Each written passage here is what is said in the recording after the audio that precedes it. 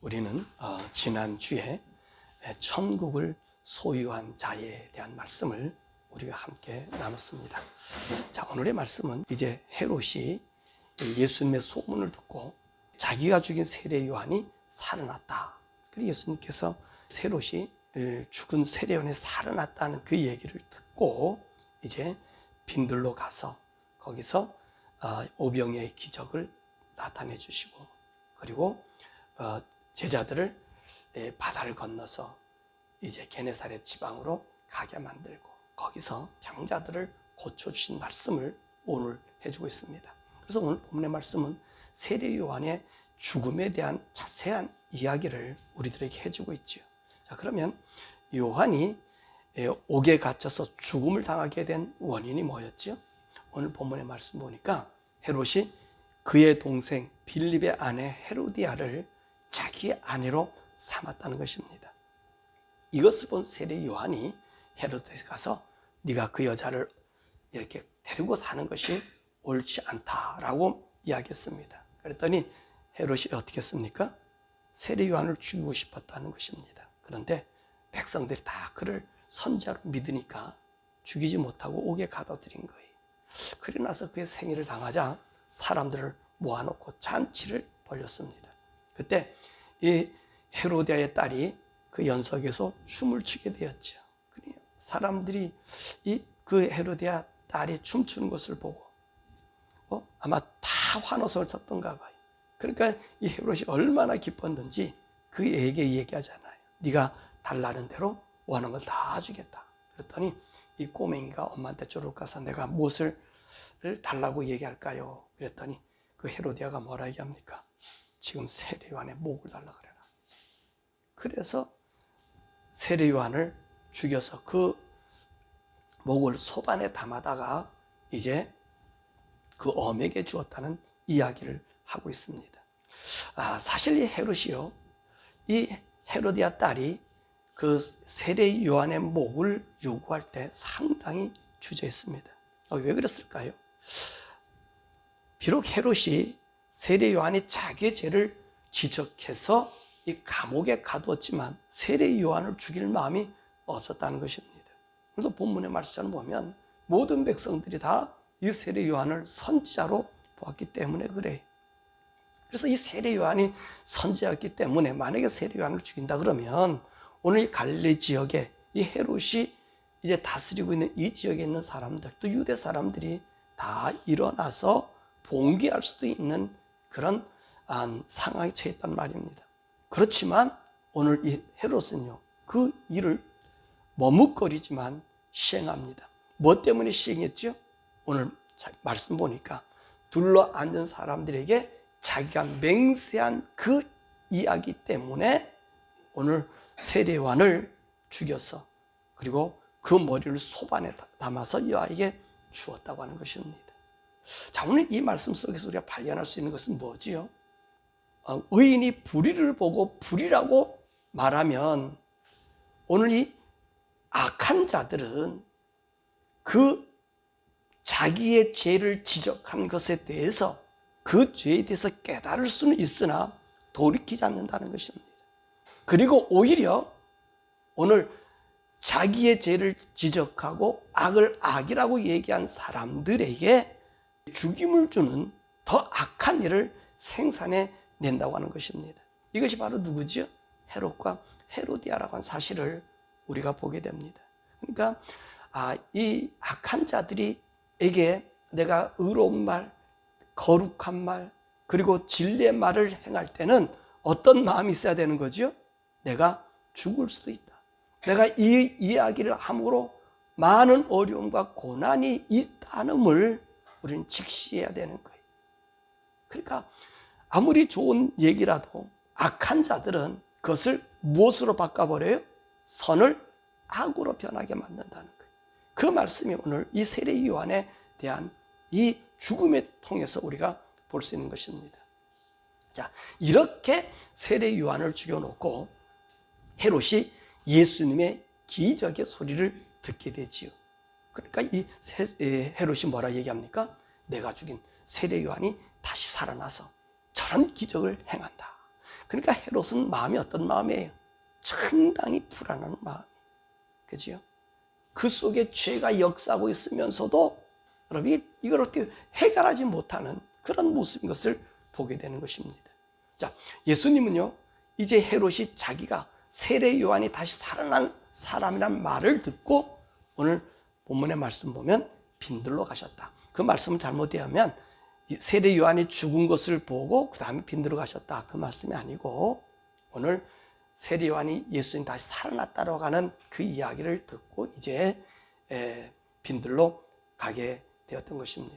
그래서 예수님께서 빈들에 가니까 많은 사람들이 예수님께 와서 고침을 받게 되고 이제 저녁이 되자 제자들이 예수님께 와서 이들을 마을로 보내서 저녁을 사 먹도록 하자 그렇게 얘기했습니다.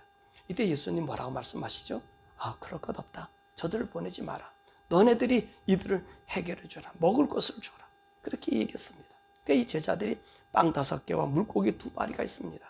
그리고 그것을 예수님께 드렸더니 우리 예수님께서 하늘을 향하여 축사를 하시고 그 떡과 그리고 고기를 나눠줬더니 모든 사람이 다 배불리 먹고 여자와 아이를 빼고는 모든 사람을 제외하고서는 남자들만 5,000명이나 먹이고 12바구니 건졌다. 그런 말씀하시고요. 예수님께서는 이 제자들을 재촉해서 이제 배 타고 건너편으로 가라고 얘기하고 있습니다.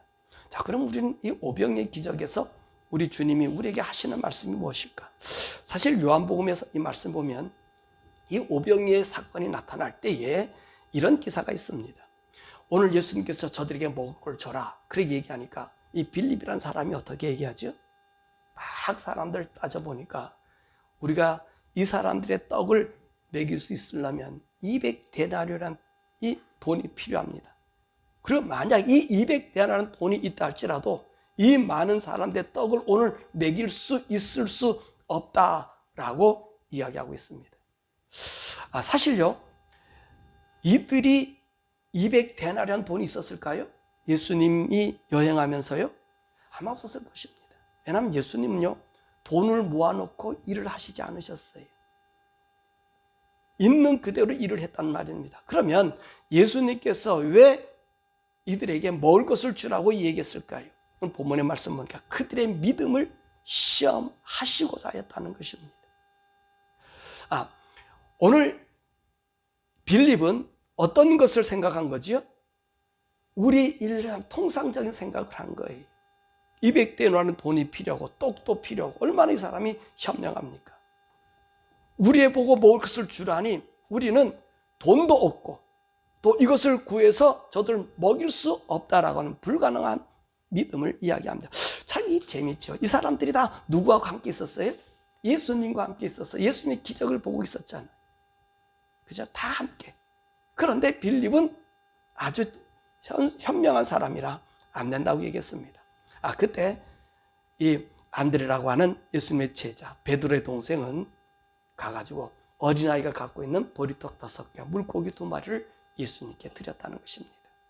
그랬더니 오늘 이 모든 사람들이 다 먹고도 남는 역사가 일어났다는 거죠. 자, 이것이 하나님의 일이라는 것입니다. 하나님의 일은요, 돈으로 일하는 것 아니에요. 어떤 물질을 가지고 계산해서 하는 것 아니라는 말씀입니다. 오늘 우리 주님께서 본문의 말씀에 뭐라 그럽니까? 너희가 먹을 것을 주라고 얘기했습니다. 이들이 가지고 있는 게 있었습니까? 이들은 빵 만드는 기계도 없었습니다. 그런데 이들은 무엇을 찾았어요? 빵 5개와 물고기 2마리입니다. 그것을 주님 앞에 드렸다는 거예요.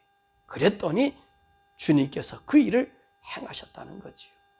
마찬가지 우리가 하나님의 일을 하는데도 마찬가지. 우리 교회를 어떤 돈을 가지고 비를처럼 계산해서 하면 되지 않는 거예요. 자, 그 교회에서 이 빌립 같은 일을 많이 하는 게 뭐지요? 여러분들이 많이 하는 그 작정 헌금이나 특별 헌금들을 많이 해요. 나쁜 것 아닙니다. 믿음 있으면 하셔야 돼요.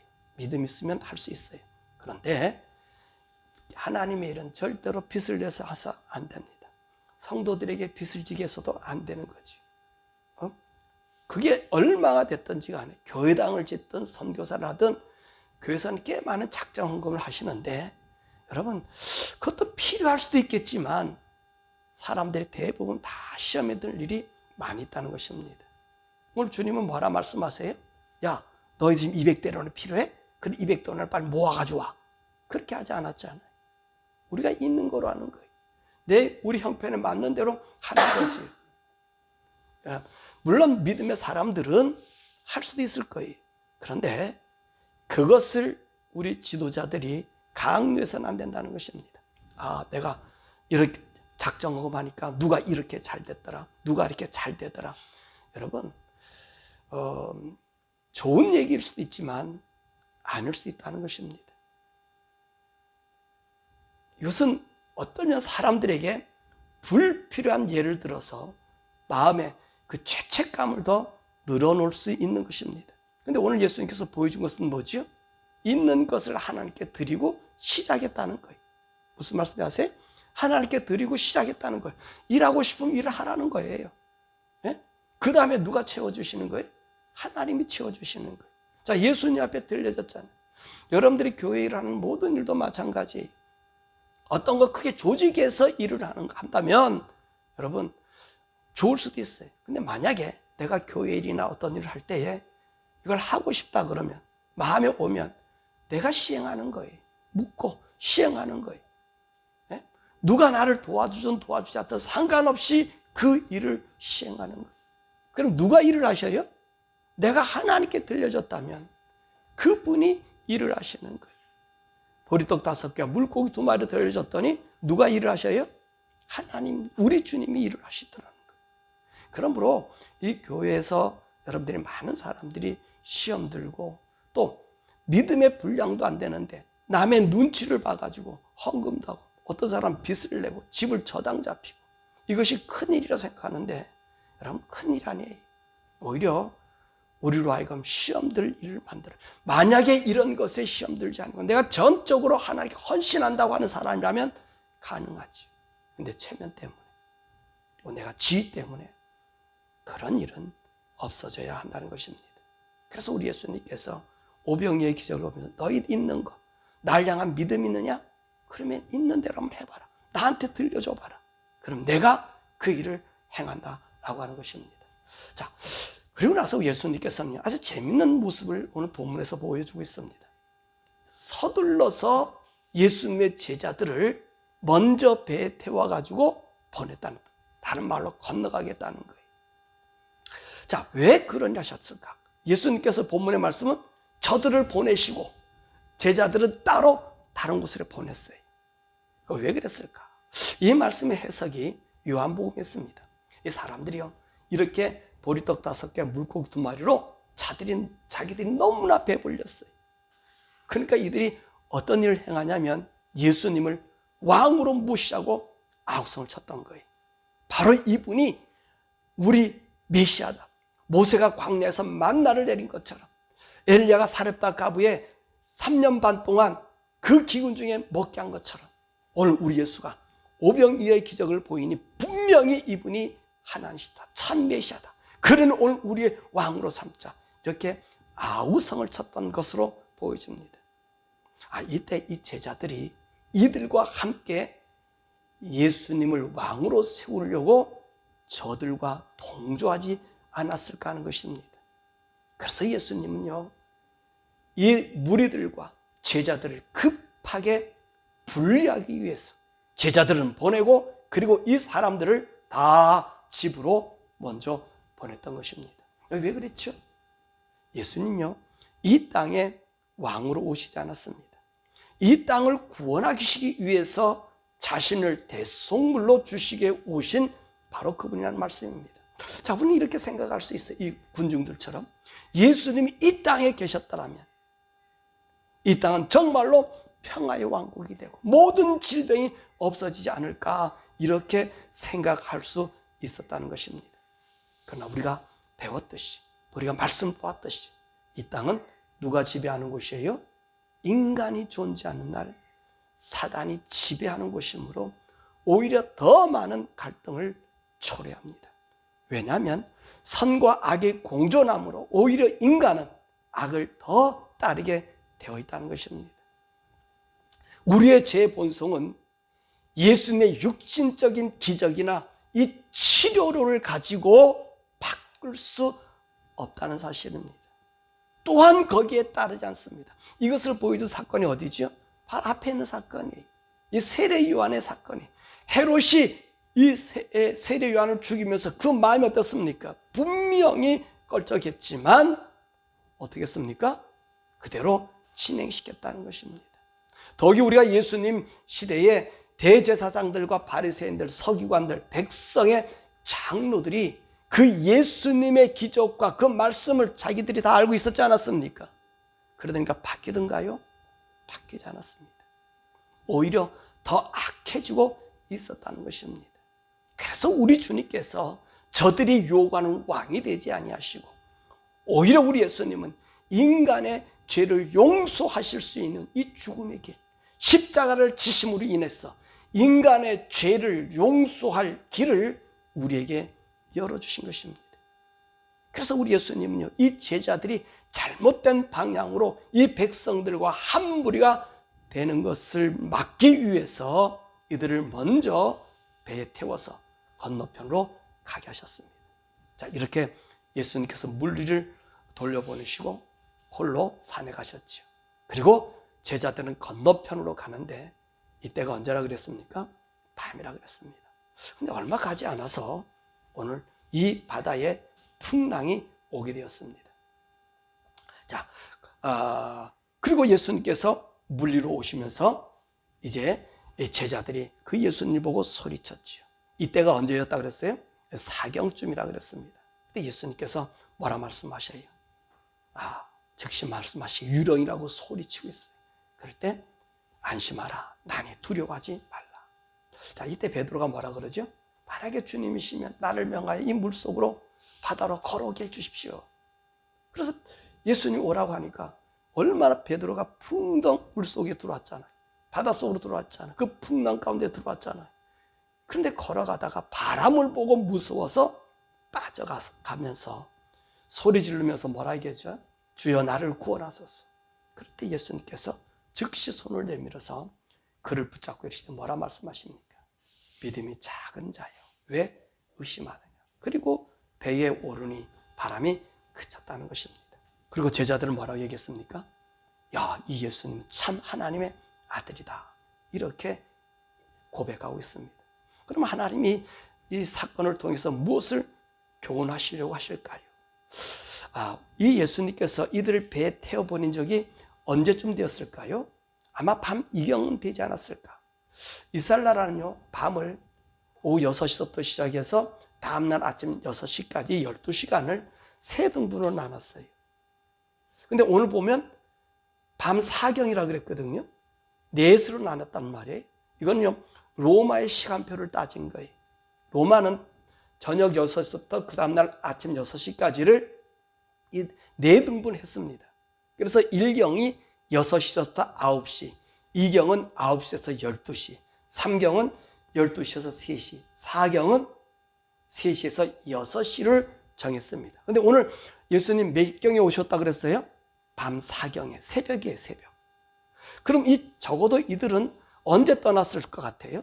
자, 1경은 밥 먹었다. 지금 9시처럼 날이 환하다 생각하면, 그죠? 1경을 지나서 2경쯤 돼서, 2경이 되어서 아마 갔다고 생각하십시다. 9시. 그래서 언제까지? 밤 4경 그 중간까지 있었다고 하니 생각해보세요. 이들이 지금 바다에 있었던 시간이 어느 정도 될까요? 적어도 6시간 이상은 되지 않았을까요? 어쩌면 사실 이 제자들이 예수님께 서운했을는지도 몰라요. 사람들이 예수님 왕으로 추대하려고 할 때 그대로 인정해서 예수님이 왕이 되시기를 원하였을 것입니다. 왜냐하면 이 갈릴리 지역, 지금 예수님 활동하는 무대가 어디죠? 바로 헤롯 안디바가 이 지역을 다스리고 있는 지역이에요. 이 헤롯 안디바는 갈릴리와 이 요단강 주변에 그 지역을 다스리고 있었던 사람입니다. 그러니까 이때가 언제냐면 세례 요한을 죽이고 난 때니까 사람들이 선자 세례 요한을 죽인 이 일에 모름지기 분노를 일으키고 있었던 거예요. 또 더욱이 헤롯은 어떤 가문이죠? 이스라엘 사람이 아니에요. 이건 에돔 사람이에요. 에돔의 자손이란 말입니다.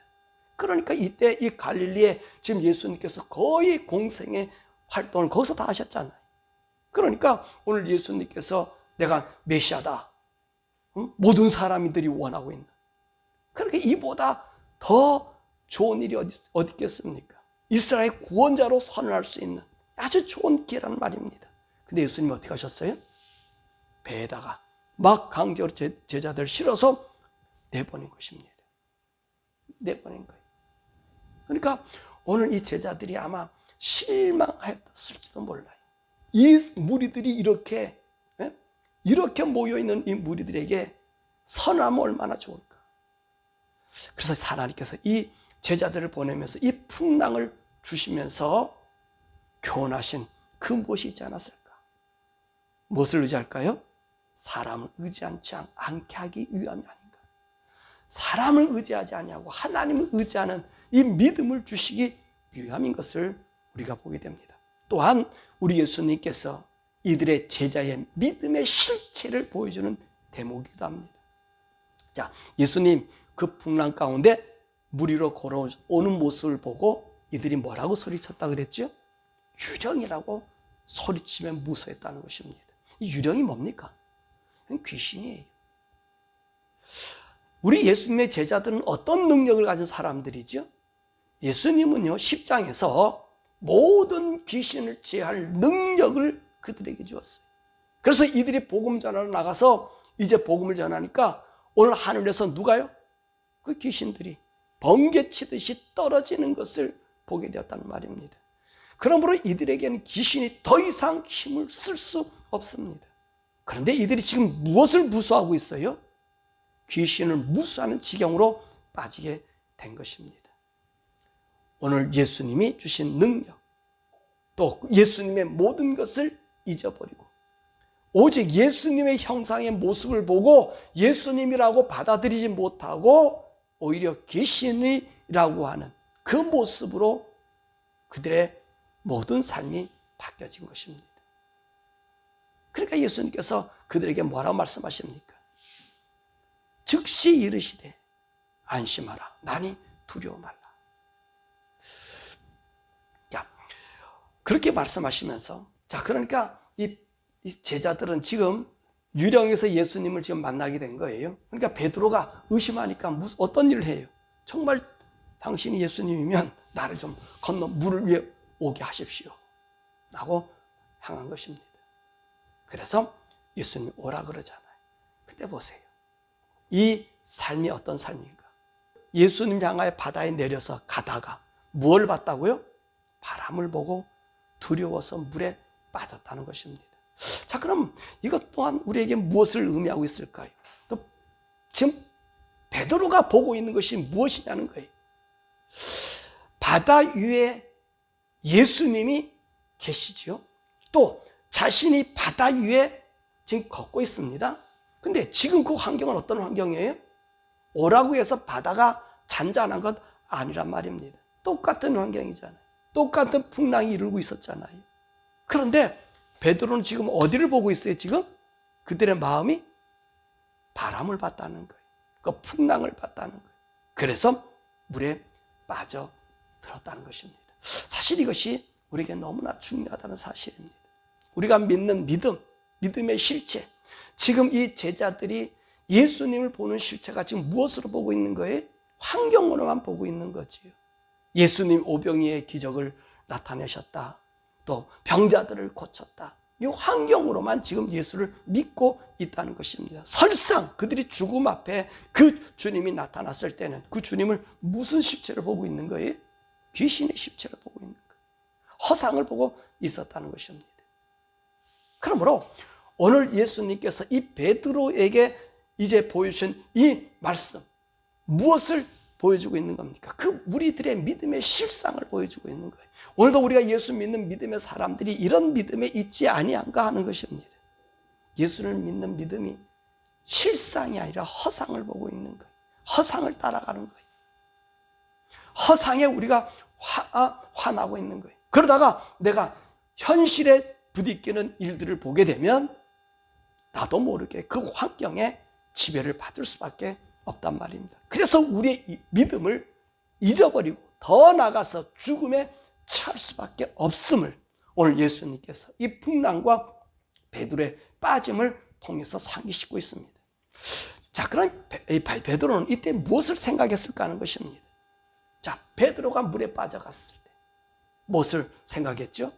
그 풍랑 속에서 주님이 자기와 함께 있음을 보게 됐다는 거예요. 그래서 뭐라고 외칩니까? 자기가 빠져가는 것을 구해달라고 외치지 않습니까? 그래서 주님은 즉시 손을 내밀어 잡아 올렸습니다. 만약에 이때 베드로가 주님을 보지 않았다면 그는 이 풍랑에 빠져서 결코 살아나지 못했을 것입니다.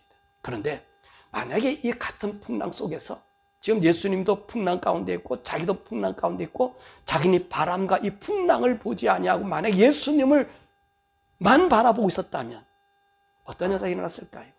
아마 이 사람은 풍랑에 빠지지 않고 이 풍랑에서 이 풍랑을 즐기며 예수님과 함께 평안히 배에 오르지 않았을까 하는 것입니다. 그러므로 우리 주님께서 우리에게 또 다른 메시지가 주는 것은 너희들이 환난이 오고 어려우면 결코 환난에서 그 환난만 보지 말고 그 환난의 선상에서 주님이 함께 있음을 바라보고 계심을 원하는 것일 것입니다. 자, 이렇게 예수님이요 제자들과 함께 배에 오르시고 이제 게네사렛 땅으로 왔습니다. 그랬더니 그곳에는 어때요? 많은 사람들이 예수를 알아보고 사람들을 불러서 이제 예수님이 고침을 당합니다. 그런데 이 어떤 사람들이 이렇게 얘기를 해요. 예수님이 안수해 주는 것 말고 우리가 예수님 옷가에 이 옷자락에 손만 대어서 낫게 하기를 원합니다. 그래서 예수님이 허락했더니 모든 사람들이 되는 자마다 구원함을 받았다는 것입니다. 우리 예수님께서 왜 이 게네사렛 지방으로 가겠을까 하는 것입니다. 그것은 다름이 아니지요. 여기에 이런 믿음의 사람이 있더라는 거예요. 사람은 자기가 예수님의 손을 얹어주고 고쳐주고 말하는 것보다 내가 믿음으로 그분의 옷가에 손을 만지게만 해도 낫는다는 이 믿음이 그들에게 있음을 이 제자들에게 보여주는 거예요. 오늘도 우리가 이 세상 살아가는 동안에 마찬가지예요. 우리가 주님 믿습니까? 주님 믿고 나가라는 거예요. 의지하고 나가라는 거예요. 그분이 나와 관계가 돼 있는 사실을 믿고 나가라는 거예요. 그러면 우리 주님께서 그 모든 일을 행한다고 하는 것입니다. 우리가 말씀을 정리하면 우리 모든 일 속에서 우리 삶 속에서 마치 광야 같을 때가 있습니다. 아무것도 내게 없고 빈털터리라고 생각할 때 그럴 때 오늘 우리 주님은 우리에게 무엇을 얘기하지요? 네가 내게 있는 것이 무엇이냐? 우리 주님은 내게 있는 것을 찾아서 그것을 드리면 그것을 우리 주님이 받으셔서 하나님의 기적으로 만들어 주신다는 것입니다. 물질이나 또 질병이나 어려움이나 모든 환난 가운데 반드시 우리가 알아야 될 것은 오직 그분만 의지하라는 것입니다. 우리는요 이 일보다는 믿는 것보다는 빌립이 되어서 계산하는데 더 골머리를 앓고 있습니다. 그리고 또 실망합니다. 또 이 베드로처럼 고난의 함정 깊숙이 다시 빠져들어 죽음에 헤맬 수도 있는 것입니다. 그러나 오늘 본문의 말씀 보니까 오늘 안드레 말씀을 배웠죠. 안드레는 자신들의 있는 것을 주님께 드려 그분이 하게 하셨고요. 이 게네사렛 지방의 어떤 사람들은 예수님의 옷자락을 만지기를 원했던 것처럼 오직 예수님만 바라본 그 삶이 우리 삶 속에 나타나면 하나님의 능력과 기적과 힘이 우리에게 나타난다는 것입니다. 그러므로 저와 여러분들이 이 세상 살아가는 동안에 오직 주님만 바라보시길 원합니다. 우리가 걸어가는 길은 순탄한 길이 아니에요. 세례 요한과 같이 악한 것을 악하다 얘기함으로 악한 자가 의인을 죽이는 그런 세상이에요. 또 우리가 걸어가는 그곳에 아무것이 없는, 먹을 것이 없는 빈 광야일 수도 있어요. 그러나 그곳에 우리 주님이 계심을 안다면, 우리 주님이 나와 함께 하심을 안다면 그것은 또 다른 생명의 역사가 일어나는 거지요. 오늘 우리 환경이 정말 베드로가 서 있는 그 바다 물결과 같은 거예요. 내가 주님을 볼 것인가? 주님이 나 옆에 계심을 믿고 있을 것이냐? 아니면 세상 그리고 환경을 볼 것이냐? 환경을 보면 우리의 믿음도 파산되고, 그리고 우리가 주님과 함께 걸어갔던 모든 그 순간이 물거품이 될 수 있지만, 그러나 우리가 믿어야 할 것은 주님은 나와 함께 그 환경 속에 계시다는 사실입니다. 주님은 나와 함께 계시. 그럴 때 우리는 그 주님을 부르면 주님은 나를 일으켜 세우시고, 그리고 하나님의 역사의 장으로 인도해 주신다는 사실입니다. 그러므로 저와 여러분들이 오늘 마태복음 14장을 통해서 우리가 인지할 것은 오직 하나님만 의지하자. 하나님만 믿자. 그리고 그 환경 속에서 환경이 아니라 주님이 나를 통해서 이루어 주실 일을 바라보며 우리의 믿음의 걸음걸이를 우리 주님 오시는 그날까지 이 험한 순례 이 세상 길에서 정말 믿음으로 승리하는 저와 여러분 되기를 간절히 축원합니다.